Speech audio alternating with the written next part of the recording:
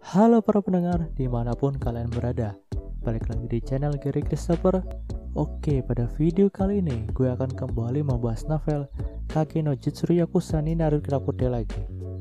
Oh iya, untuk pembahasan kali ini gue akan mengambil referensi dari web novelnya ya. Dan cerita pembahasan kali ini akan melanjutkan dari manganya, yaitu chapter 23. Dan tanpa basa-basi lagi, mari kita mulai pembahasannya.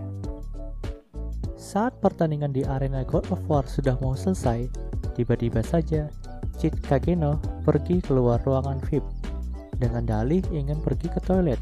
Padahal di sini ia ingin segera pergi ke arena pertandingan dan kembali menyamar sebagai Gemina untuk bertarung di arena itu. Di sini ia berpikir bahwa kakak perempuan tangguhnya itu juga berhasil dalam pertarungan pertamanya dan melaju ke babak selanjutnya. Ketika Sid sedang berjalan ke koridor, tiba-tiba saja ia bertemu dengan seseorang berjubah abu-abu yang melewatinya. Entah kenapa, Sid sedikit tertarik dengan orang berjubah itu dan menghentikan langkah kakinya. Dan secara kebetulan, orang itu juga menghentikan langkah kakinya, lalu berkata kepada Sid bahwa dirinya bau peri. Apakah kau mengenal seorang peri atau elf? Ia mengajukan pertanyaan itu dengan memperhatikan Sid secara saksama, seakan-akan ia sedang menyelidiki gerak-gerik dari Sid. Menanggapi hal itu, Sid pun berkata bahwa dirinya memiliki beberapa teman dari ras elf. Ia menjawab pertanyaan itu karena memang tidak ada hal yang perlu disembunyikan di sini.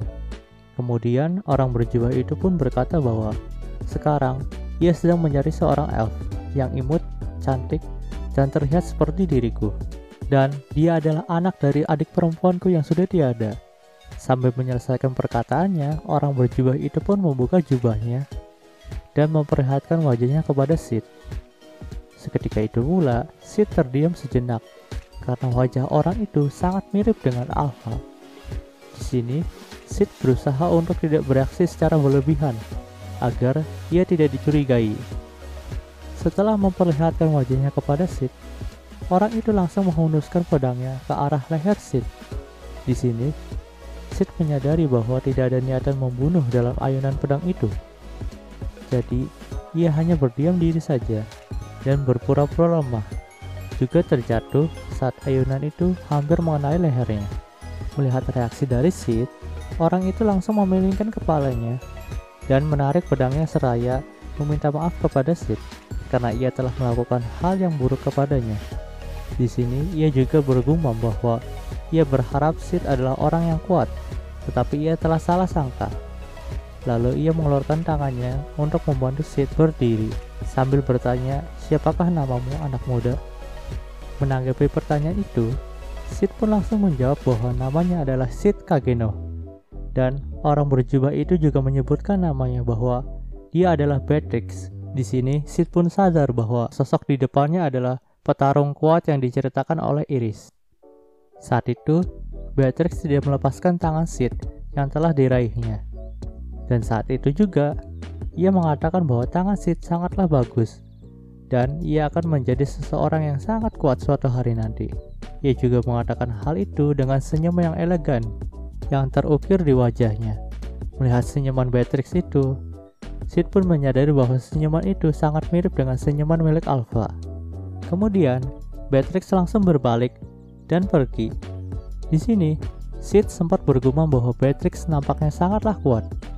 Namun ia tidak menghiraukan hal itu lagi dan langsung melanjutkan perjalanannya menuju arena God of War. Panel cerita pun berubah ke karakter Iris yang sedang melihat pertandingan God of War di ruangan VIP. Kursi dalam ruangan VIP itu sudah didesain sedemikian rupa agar semua orang yang ada di dalamnya memiliki jarak pandang yang sangat luas ke arah arena. Saat itu di dalam arena, sudah ada dua pendekar yang siap bertarung. Dan salah satu pendekar itu adalah Aneros, yang menjadi perhatian dari Iris karena kemampuan berpedangnya. Di lain sisi, terdapat lawannya yaitu Gemina Sehen atau Sid Kageno yang sedang menyamar. Saat itu, Iris benar-benar penasaran dengan pertandingan itu, karena menurutnya kedua pendekar itu sangatlah menarik perhatiannya. Dan tiba-tiba saja, ada seorang pria berumur 30 tahunan yang duduk di samping Iris. Awalnya, Iris ingin mengatakan bahwa kursi itu sudah ada yang punya, tetapi ia tidak jadi mengatakan hal itu karena yang duduk di sampingnya adalah Doem, sang tunangan dari Rose Oriana. Di sini, Doem dan Iris saling mengobrol tentang kerajaan Midgard. Namun lama-kelamaan, topik mereka berubah kepada kedua pendekar yang sebentar lagi akan melakukan pertandingannya, yaitu Aneros dan Gemina. Di sini, Doem juga sempat menanyakan pendapat Iris tentang siapakah yang akan memenangkan pertandingan ini.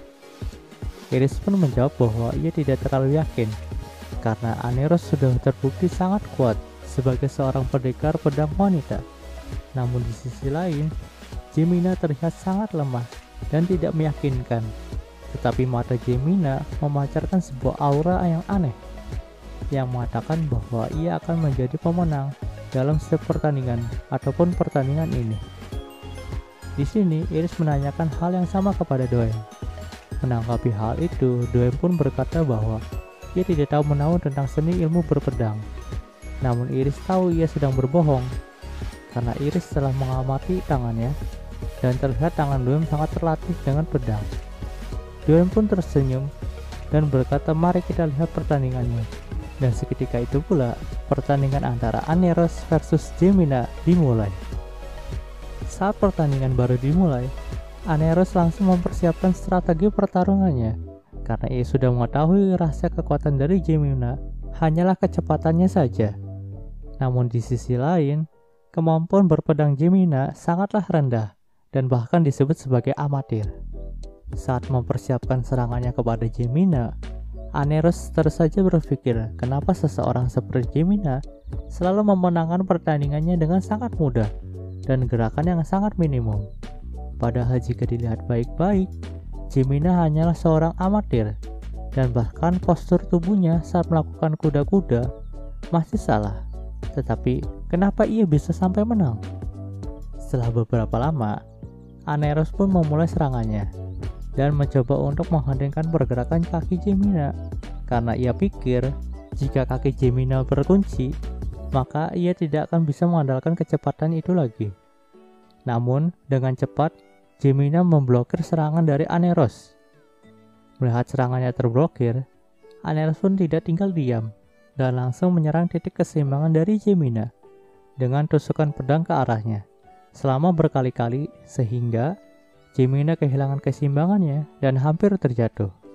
Dan pada saat Gemina mulai kehilangan keseimbangannya, Aneros memanfaatkan kesempatan itu dengan melancarkan tusukan ke arah dadanya.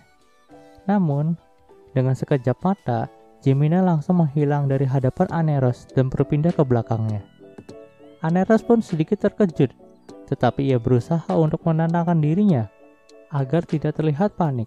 Lalu, ia pun mengatakan bahwa Gemina sangatlah cepat dan bahkan lebih cepat dari dugaan Aneros.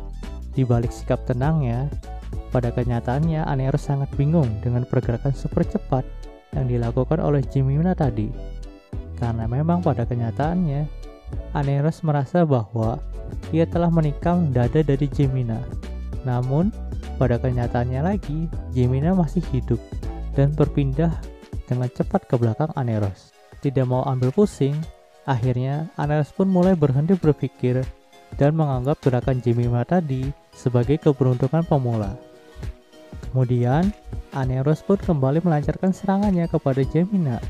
Tetapi tiba-tiba saja, sebuah hempasan dari Gemina menghempas Aneros hingga dirinya terpental ke langit dan merasakan kesakitan. Di sini, Aneros benar-benar kalah telak dengan Gemina. Bahkan Aneros pun sendiri mengatakan bahwa Gemina sangatlah kuat dan kesempatannya menang melawan Gemina sangatlah kecil. Namun kesempatan itu tidaklah nol. Dengan bermodalkan tekad dan sisa kekuatannya, Aneros berusaha mengikuti pergerakan Gemina dengan matanya. Namun hal itu percuma saja. Walaupun Aneros dapat menebak pergerakan dari Gemina, tetapi tubuhnya tidak akan bisa bereaksi secepat itu. Dan serangan terakhir dari Gemina pun berhasil mengenai Aneros dan membuatnya pingsan. Dan seketika itu pula pertandingan berakhir dengan kekalahan dari Aneros, sang mantan dari anggota 7 pedang Belgata.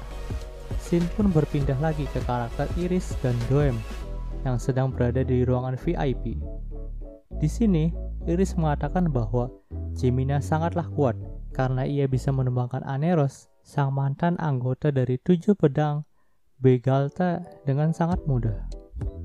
Di sini Doem juga sangat terkejut dengan hasil pertandingan itu. Doem juga mengatakan bahwa ia tidak pernah melihat aliran pedang seperti yang dilakukan oleh Gemina. Itu adalah aliran pedang yang sangat indah dan sangat elegan. Saat itu, Iris dan Doem benar-benar kagum dengan kekuatan Gemina. Lalu, Iris pun bersandar ke tempat duduknya dan melepas semua ketegangan yang ia rasakan saat melihat pertandingan Gemina versus Aneros. Semua penonton di ruangan itu juga terlihat sangat kesal karena memang mereka semua memasang taruhan kepada Aneros. Namun di sini Gemina lah yang menang dan hal itu membuat mereka semua kalah taruhan. Saat itu tiba-tiba saja Doem bertanya, apakah Gemina akan menjadi lawan dari Iris di pertandingan selanjutnya? Dan dengan cepat Iris pun berkata iya. Namun jika dilihat dari keindahan seni berpedang dan kecepatan, Iris mengakui bahwa ia pasti kalah telak. Tetapi, jika hanya itu kemampuan dari Gemina, maka Iris yakin bahwa dirinya pasti akan menang melawan Gemina. Doem pun mengatakan hal yang sama. Namun, masih ada keraguan dalam pikirannya. Saat itu, Iris langsung pamit kepada Doem karena ia harus bersiap untuk melakukan pertandingan selanjutnya. Doem pun hanya menghela nafas melihat kepergian dari Iris. Di sini, Doem terus saja berpikir bahwa siapa sebenarnya jati diri dari Gemina itu. Apakah ia adalah seorang dari Outlaw City yang sangat terkenal dengan kekerasannya itu? Nah, di sini Doem berpikir seperti itu karena ia takut bahwa Gemina akan menghancurkan rencana busuknya. Jadi, ia memutuskan akan memeriksa latar belakang dari Gemina dan semua informasi tentang dirinya, agar ia dapat mengatasi Gemina jika suatu hari nanti Gemina akan benar-benar merusak rencana busuknya. Dan saat itu, Doem yang sedang berpikir pun tenggelam dalam sorotan dari arena God of War itu. Scene pun kembali berpindah ke karakter Gemina dan Aneros. Di sini, Aneros yang telah sadar dari pingsannya langsung menghampiri Gemina dan berjabat tangan dengannya. Aneros juga berkata bahwa ini adalah pelajaran penting untuknya karena ia terlalu meremehkan seseorang seperti Gemina. Dan Aneros juga bertanya bahwa siapakah Gemina ini? Kenapa Gemina sangatlah kuat? Mendengar hal itu, Gemina menjawabnya bahwa ia hanya seorang bodoh yang meninggalkan segalanya untuk mengejar kekuatan.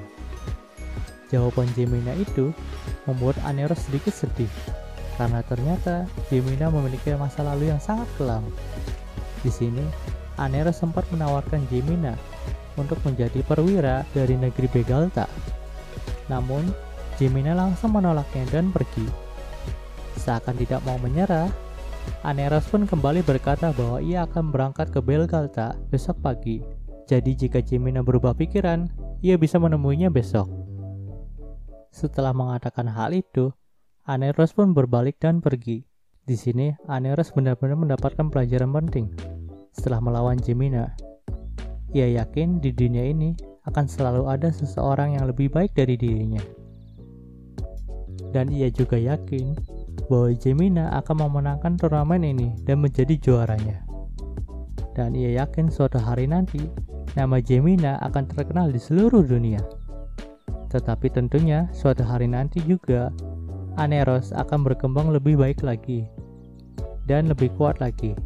Kemudian ia akan menantang kembali Gemina. Ia bersumpah akan terus berjuang sampai hari itu tiba. Dan cerita pun kembali berlanjut. Wah, oke, segitu dulu ya pembahasan web novelnya kali ini. Dan jika kalian suka video ini, jangan lupa untuk like, komen, dan juga subscribe ya. Dan juga share agar aku lebih semangat lagi dalam membahas atau membuat video dalam channel ini. Oke deh, terima kasih telah mendengarkan sampai titik ini dan sampai jumpa. Bye.